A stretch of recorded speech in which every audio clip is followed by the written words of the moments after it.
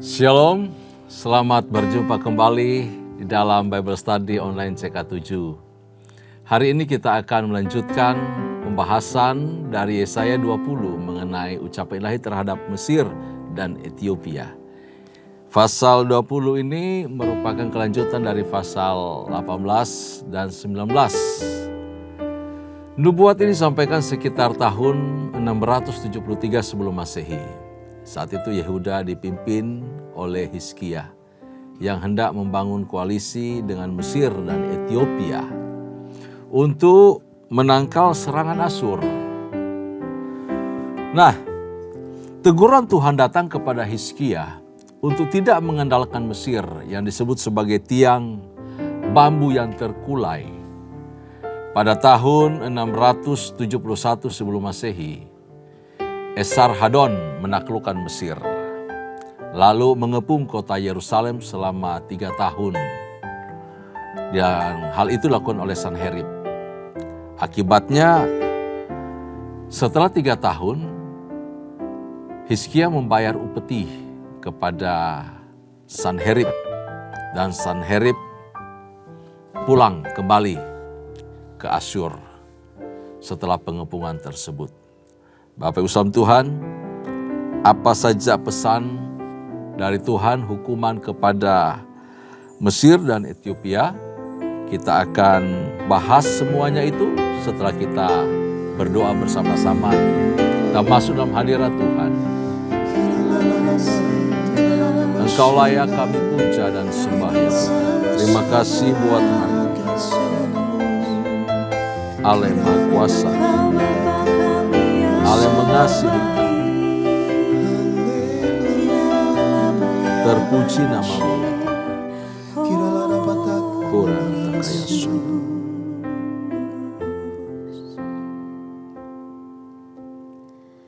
Bapakku yang baik,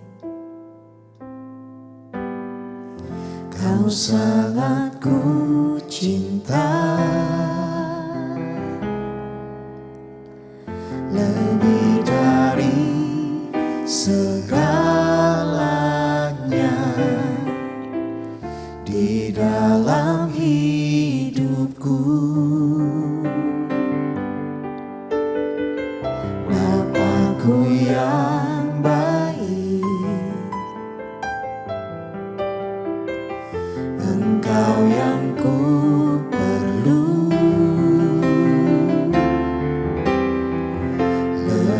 Dari segalanya, kasih-Mu bagiku tak pernah berakhir. Kasih setia-Mu selalu nyata dalam hidupku. Tak pernah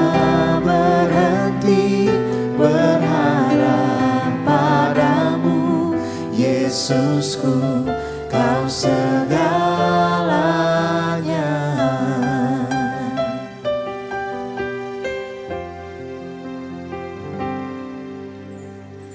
Bapakku yang baik,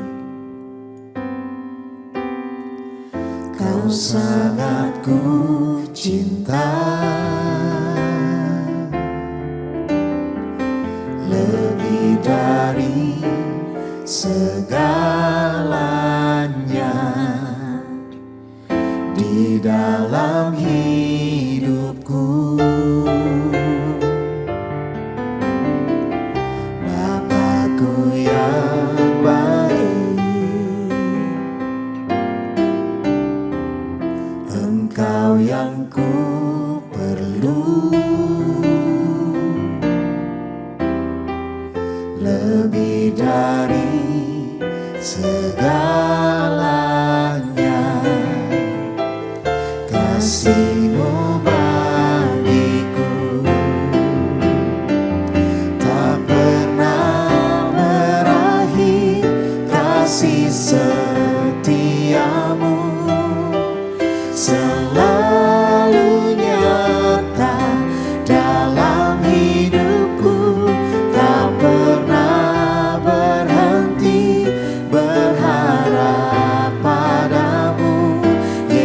Yesusku, Kau segalanya.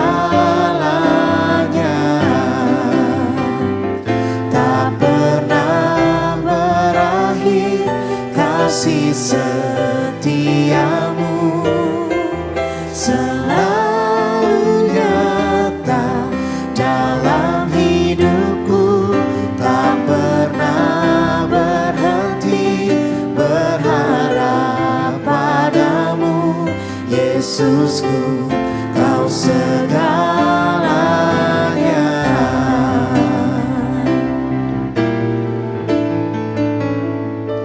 Tak pernah berakhir kasih setiamu, selalu nyata dalam hidupku. Tak pernah berhenti berharap padamu, Yesusku, Kau segalanya. Tak pernah berakhir kasih setiamu, selalu nyata dalam hidupku. Tak pernah berhenti berharap padamu, Yesusku, Kau segalanya. Yesusku, Kau segalanya. Yesusku, Kau segalanya.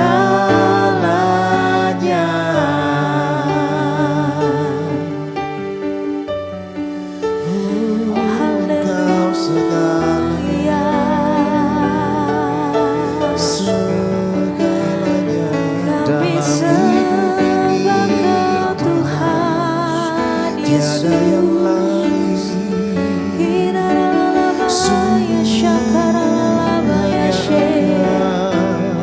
Tuhan Bapa yang baik, Engkau segala-galanya.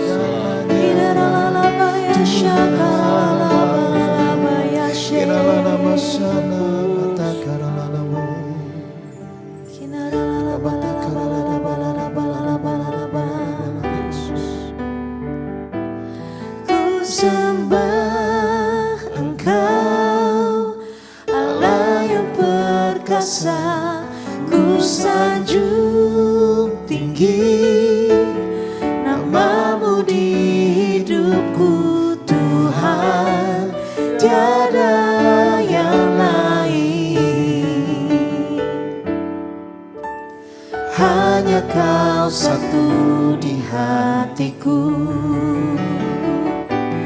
Ku sembah Engkau, Allah yang perkasa.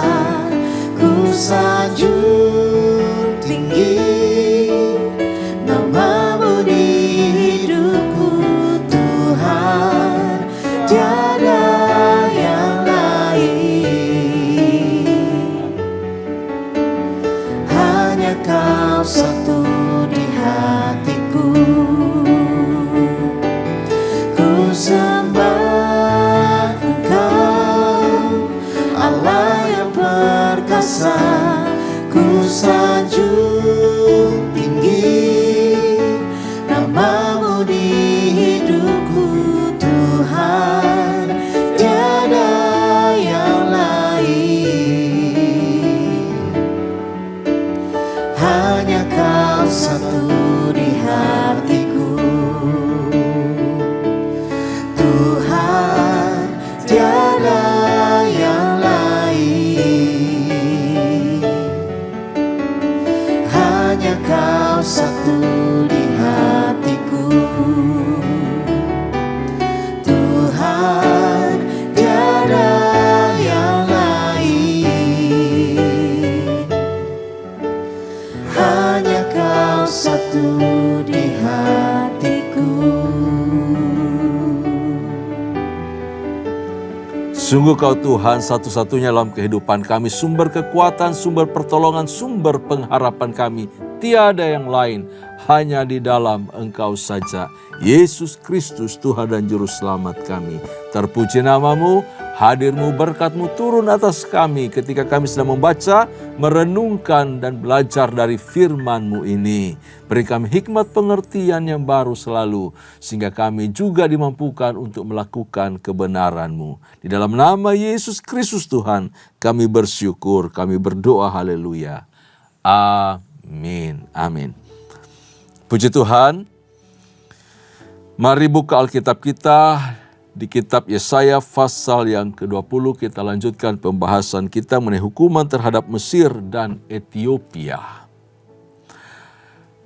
Di pasal 18 dan 19 sudah dikemukakan lebih dahulu mengenai hukuman terhadap Ethiopia dan juga terhadap Mesir.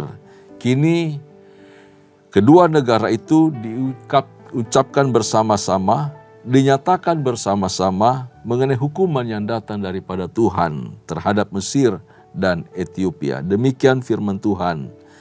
Ketika panglima yang dikirim oleh Sargon, Raja Asyur, tiba di Asdod, memerangi dan merebutnya.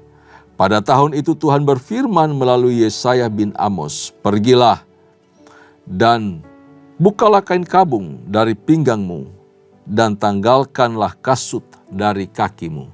Lalu ia pun berbuat demikian, berjalan bertelanjang dada dan bertelanjang kaki.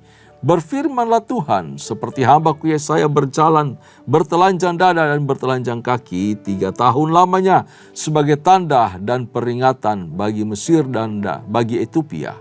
Demikianlah Raja Asyur akan menggiring orang Mesir sebagai tawanan dan orang Ethiopia sebagai buangan. Tua dan muda, semuanya bertelanjang kaki dan pantatnya kelihatan. Suatu penghinaan bagi Mesir. Orang akan terkejut dan malu karena Ethiopia yang mereka andalkan dan karena Mesir yang mereka banggakan. Pada waktu itu penduduk tanah pesisir ini akan berkata, "Lihat, beginilah nasib orang-orang yang kami andalkan. Padahal kepada merekalah kami lari minta pertolongan supaya diselamatkan dari Raja Asyur. Bagaimana mungkin kami terluput?" Nah, nubuatan tentang peringatan mengenai orang banyak, baik orang Mesir maupun orang Ethiopia, ke dalam penawanan dari Raja Asyur. Itulah isi dari ayat pertama sampai ayat yang ke-6, Yesaya pasal 20 ini. Nah, di pasal ini kita menemukan 3 hal paling tidak. Yang pertama adalah tanda yang olehnya peristiwa ini dinubuatkan, di mana sang nabi Yesaya sendiri menjadi seorang lakon di sana. Tanda tersebut adalah sang nabi berpergian kemana saja selama 3 tahun, bertelanjang kaki dan nyaris telanjang badan, Bapak Ibu sekalian Tuhan. Layaknya seorang yang malang, ini adalah simbol atau gambaran bagaimana para tawanan orang banyak dari Mesir dan Ethiopia yang akan digiring ke Asyur.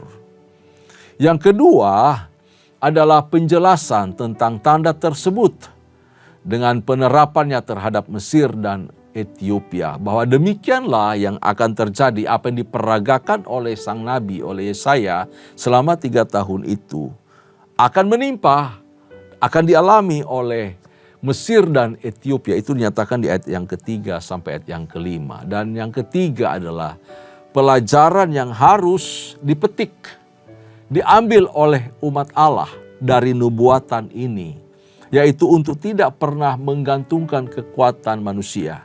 Nggak boleh mengandalkan kekuatan manusia, nggak boleh bergantung kepada manusia, nggak boleh berharap kepada manusia, karena mereka akan terpedaya olehnya. Manusia akan mengecewakan, Mesir mengecewakan, Ethiopia mengecewakan mereka.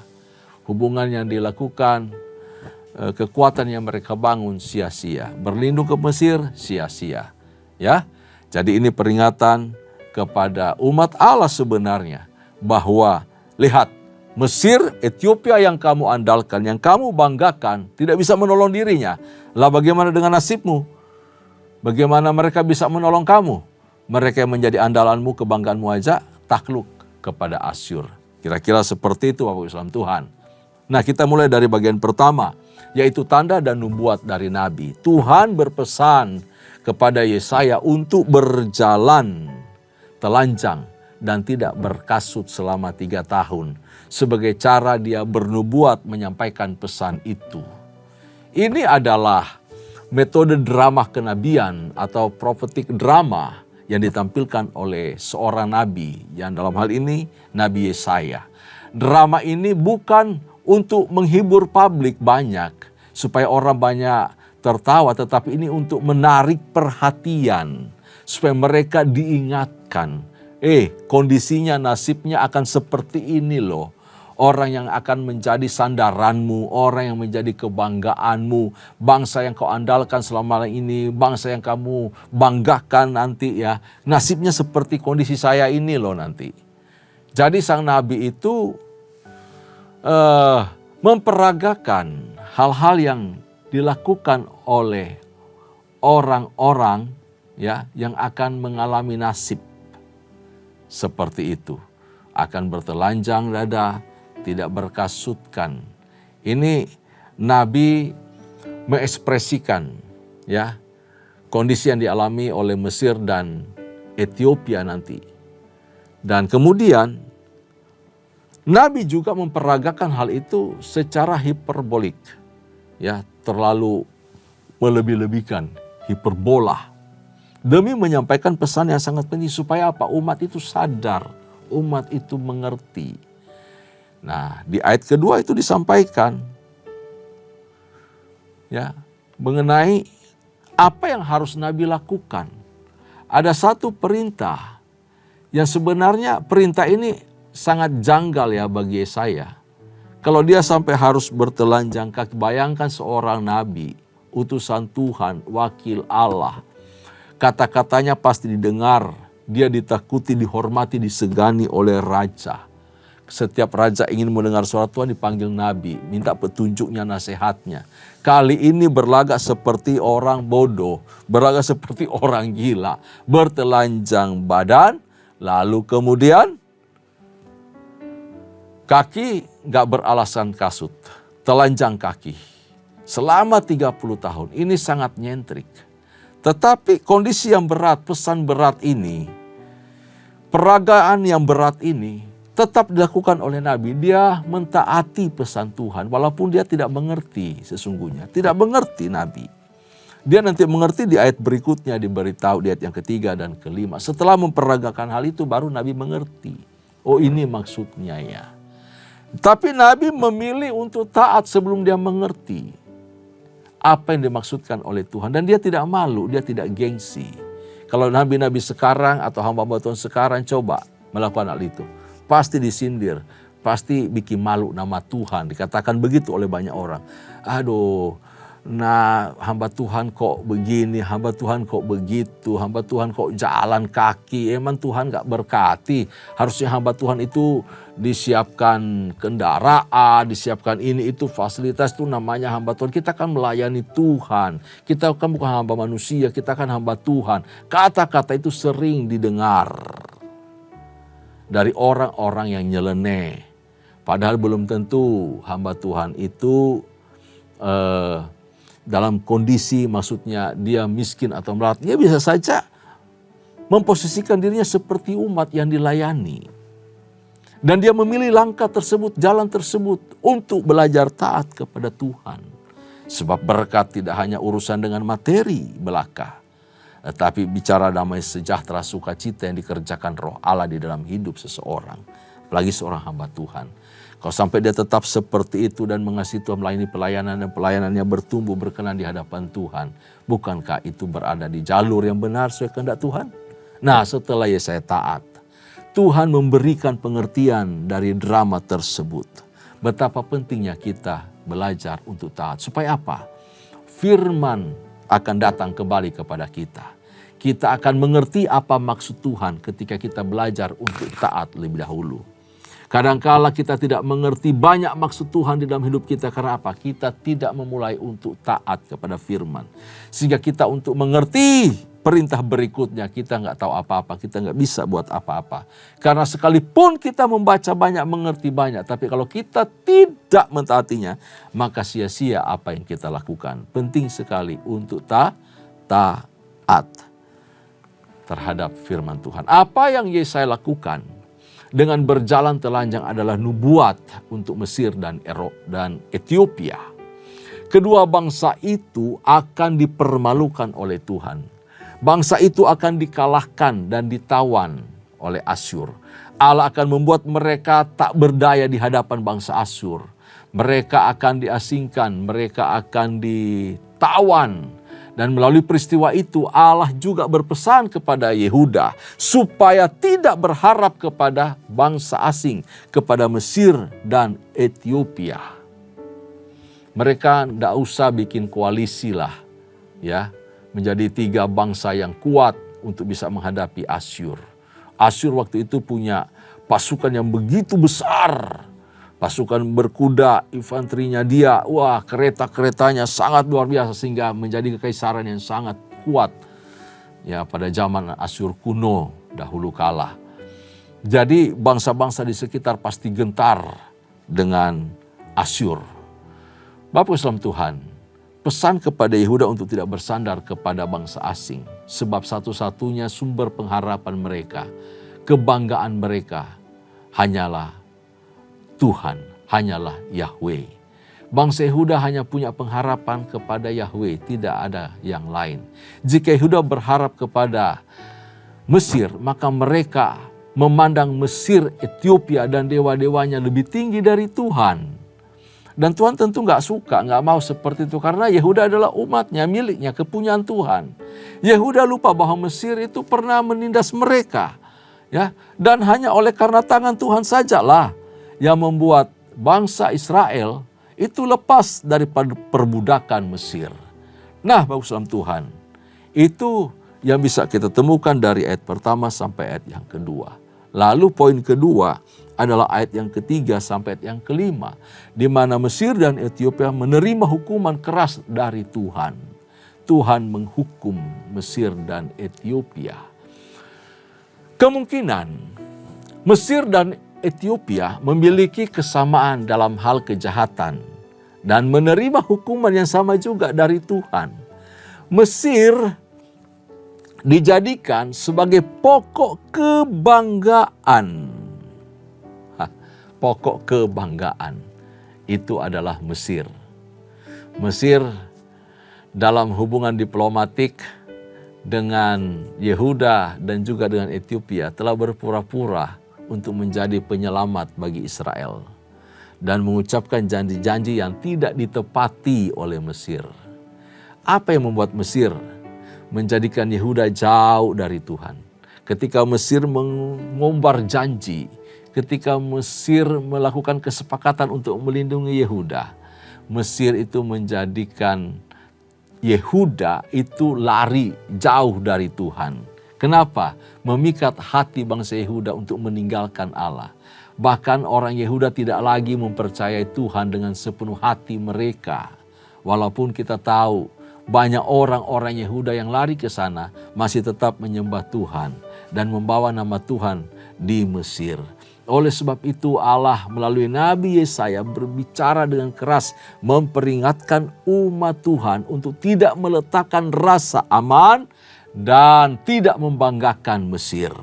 Sedangkan Ethiopia dijadikan pokok pengharapan oleh Yehuda karena perawakan mereka mungkin ya yang tinggi, yang kuat, yang tangkas, yang lincah.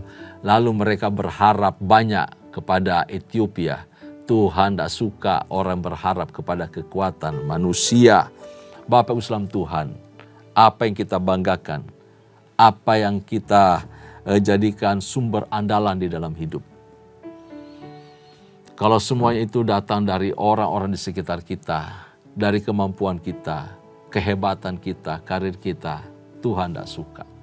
Sekalipun kita diberkati secara jasmani, tetaplah andalkan Tuhan. Itu yang terjadi dengan bangsa Yehuda dalam hubungan dengan orang Mesir dan Ethiopia. Pesan yang ketiga atau bagian yang ketiga yaitu ayat yang ke-6 dari pasal 20 ini. Bapak Ibu salam Tuhan, pesan bagi orang Israel untuk mengambil hikmah apa yang dilakukan Allah melalui tindakan Nabi Yesaya tadi. Kedua bangsa ini yaitu Mesir dan Ethiopia dipermalukan oleh Tuhan. Tuhan memakai Asyur untuk mengalahkan mereka. Dan apa yang menjadi kebanggaan dan pengharapan bangsa Yehuda itu sirna semuanya. Sia-sia mereka berharap kepada Mesir. Sia-sia mereka bangga dan mengandalkan Mesir serta Ethiopia. Orang percaya jangan sama sekali menjadikan dunia, kekuatan, harta kita sebagai pokok pengharapan dan andalan hidup kita. Sekali lagi kita cuma punya pengharapan di dalam Yesus. Pengharapanku hanya Yesus saja yang mati atas Golgota. Amin.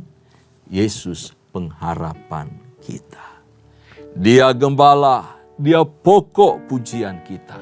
Satu-satunya sumber pertolongan dan kekuatan dalam hidup kita. Tidak ada yang lain. Yesus harapan jiwaku. Amin. Yesus harapan jiwaku. Tidak ada yang lain. Harusnya Bapak Ibu salam Tuhan, Tuhan Yesus saja yang jadi pokok pengharapan orang percaya. Dia bisa diandalkan dalam segala musim kehidupan, situasi apapun, keadaan apapun yang kita alami. Satu-satunya sumber kesembuhan kita cuma Yesus. Tuhan Yesus bisa pakai siapa saja. Dokter, Tuhan Yesus pakai obat, pakai apa saja untuk jadi sarana penyembuh. Tetapi dia sumber kesembuhan itu sendiri. Dia sumber penghiburan, pertolongan bagi semua orang yang membutuhkan naungan kasih-Nya, membutuhkan penghiburan dari Dia. Dia terlalu ajaib, terlalu luar biasa dalam kehidupan orang percaya. Pada akhirnya Asyur menghancurkan Mesir dan Ethiopia.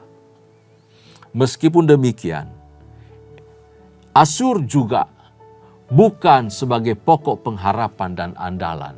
Kenapa? Dia juga manusia, dia juga bangsa, dia cuma dunia. Yang dipakai oleh Allah memberi pelajaran kepada Mesir dan Ethiopia.